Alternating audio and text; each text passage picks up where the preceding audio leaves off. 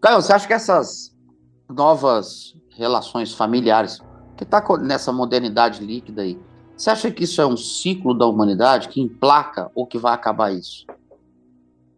Rapaz, é algo tão novo, brother. Hum, É algo tão absolutamente novo que é difícil fazer predições e previsões a respeito disso. Porque o mundo nunca viveu um tempo como esse. E, e a sociedade líquida gerou não apenas os elementos clássicos apontados pelo Zygmunt Bauman a sim. respeito do assunto, há muitas outras coisas que não estão no manual do Baum e que estão presentes e que são complexidades que mudam completamente o modo de ver a realidade.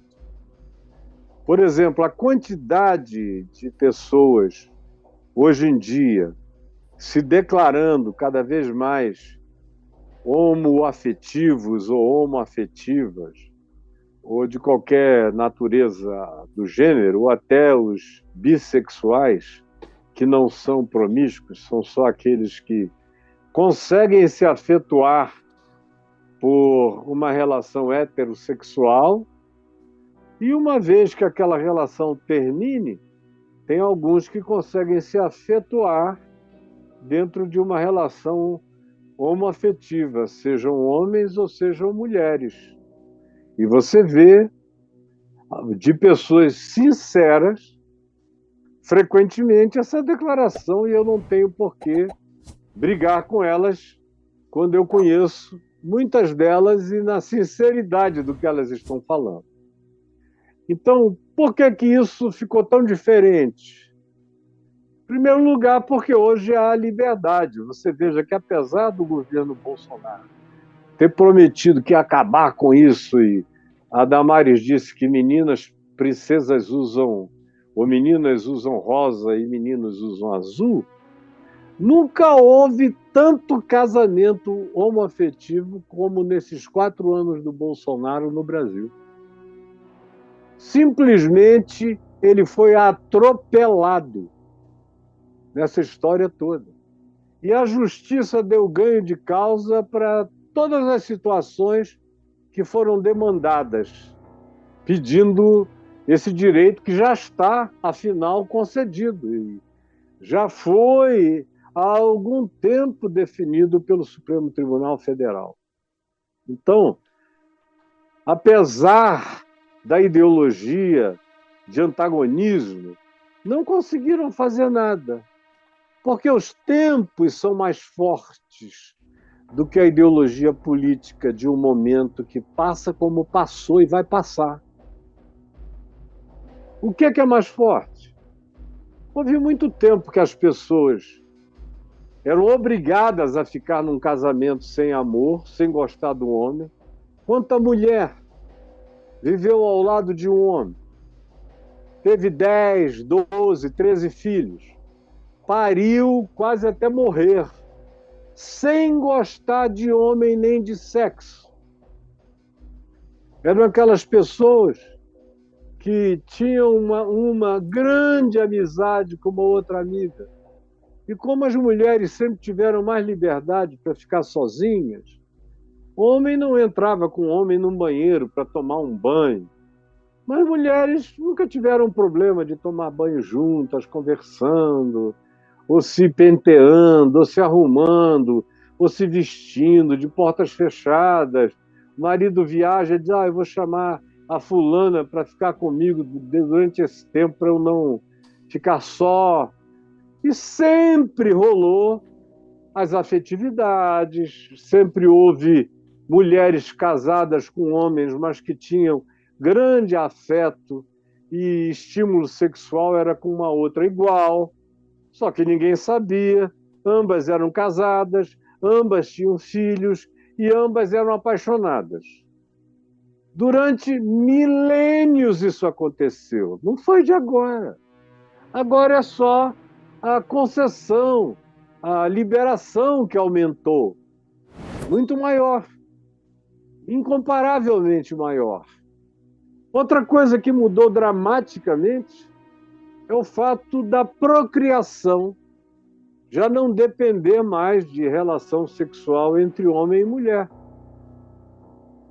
Eu já vi, por exemplo, acompanhei um caso no Discovery Channel há uns 20 anos, há 20 anos, de um homem que foi feito engravidado, adaptado para ficar e dar à luz a um filho com um barrigão enorme.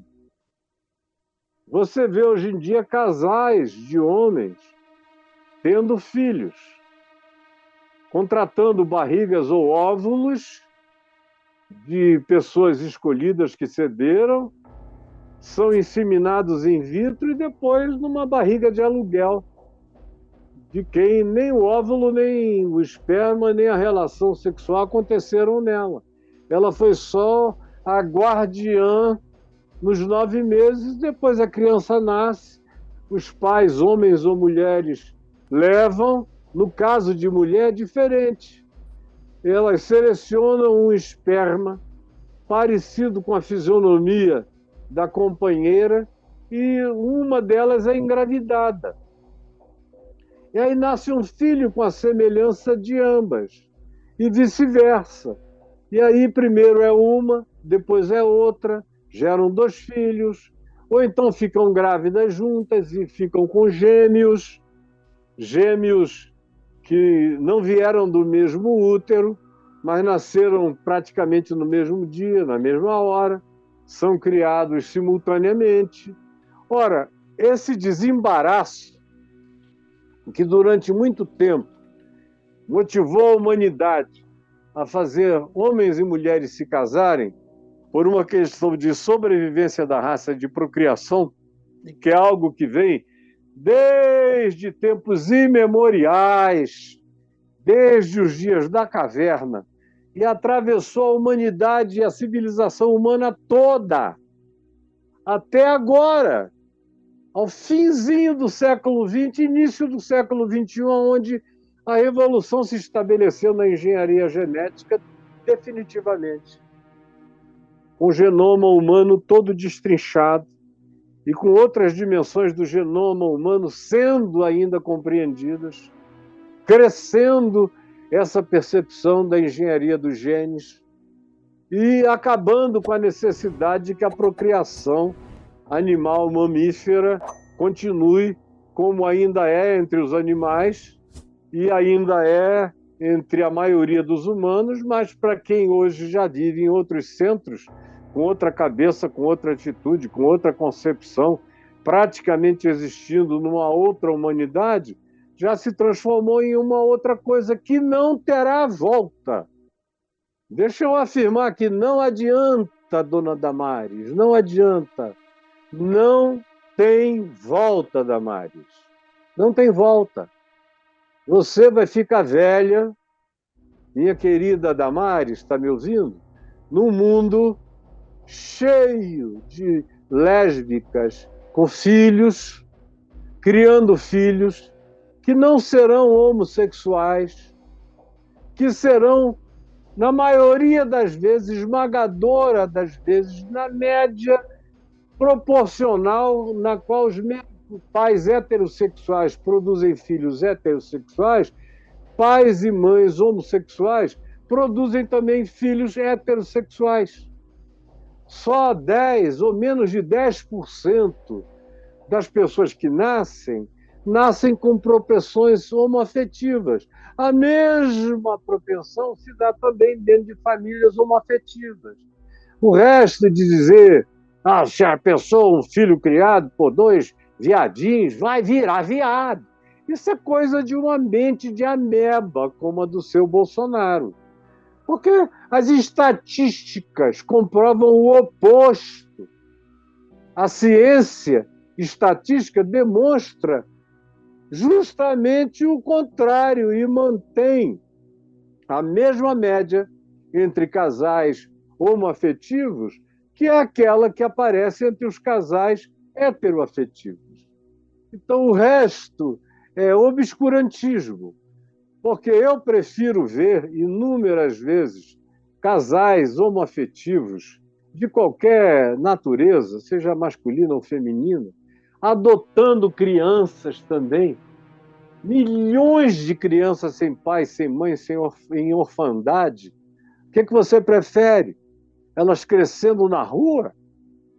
Ou elas crescendo sob o amor de um pai e dois pais que são capazes de amar, de criar, de educar, de cuidar bem, de disciplinar, de admoestar? Ou prefere vê-las na rua, cheirando cola, fumando crack, cheirando pó? O que você quer? Em nome de Deus, em nome de Deus, prefiro ver os pequeninos sendo bem criados por pais homoafetivos, mães homoafetivas. Eu fico feliz que eles foram salvos da calamidade para terem uma oportunidade na vida. Eu digo isso acerca dos adotados e digo isso acerca dos que foram gerados, como eu descrevi há pouco, nesse novo ambiente de engenharia genética que a gente tem no mundo inteiro e de maneira já bastante avançada cientificamente no nosso país. Então é isso que eu penso. Para quem quiser se escandalizar, se escandalize à vontade. Não dói nada em mim. E eu vou dizer o que é realidade, verdade, demonstrado estatisticamente, até porque eu tenho convicção no meu coração do seguinte: se eu estiver mentindo e enganando alguém aqui, por causa da respeitabilidade que eu carrego do nome de Deus sobre a minha vida, que venha sobre mim o juízo do que eu estou dizendo. Tamanha é a minha paz, tamanha é a minha certeza acerca do que eu estou falando.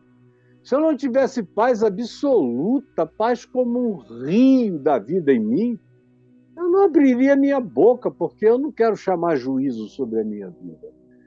Mas eu estou num negócio de, na minha paz em Cristo, que eu conheço e vive em mim, me habita, me dá testemunho de que a verdade dele está viva em mim. É em nome de Jesus que eu compartilho isso, para tirar o juízo angustioso de milhares de pessoas nessa situação, infelizes, muitas das quais suicidas, e aquelas que já até se mataram, aos milhares, porque lhes faltou uma palavra de graça que as salvasse da condenação na qual já tinham sido colocadas em relação a uma situação para a qual nenhuma delas tem solução. Não existe cura gay. Marco Feliciano, inculto, ignorante, tolo, mentiroso, seu Feliciano. Não tem cura gay. Nem você recebeu cura gay. Eu lidei com gays a minha vida inteira, todo mundo matando um leão por dia.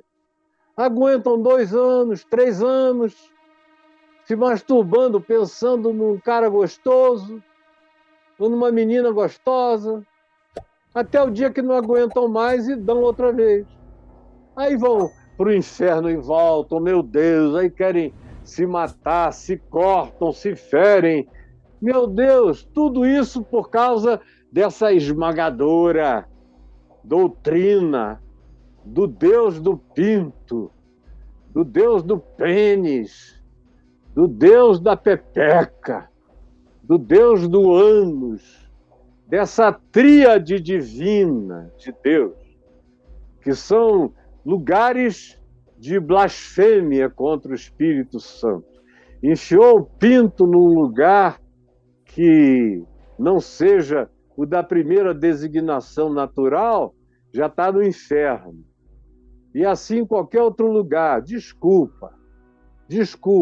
Eu aceito o juízo do mundo inteiro contra mim, sem medo de ninguém, certo de aonde eu já estou assentado em Cristo Jesus.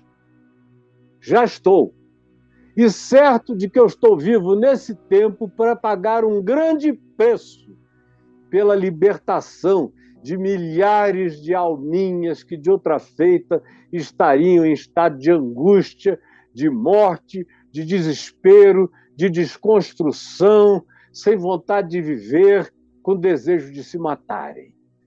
Eu prefiro receber todo o juízo de todas as igrejas, mas salvar e cobrir e botar a minha capa e o meu manto de amor em Cristo para cobrir as vidas dos filhos dos crentes, solitários, órfãos, desesperados, infernados pelo juízo impiedoso de quem não conhece o amor de Deus, nem até onde se estende a graça de nosso Senhor Jesus Cristo.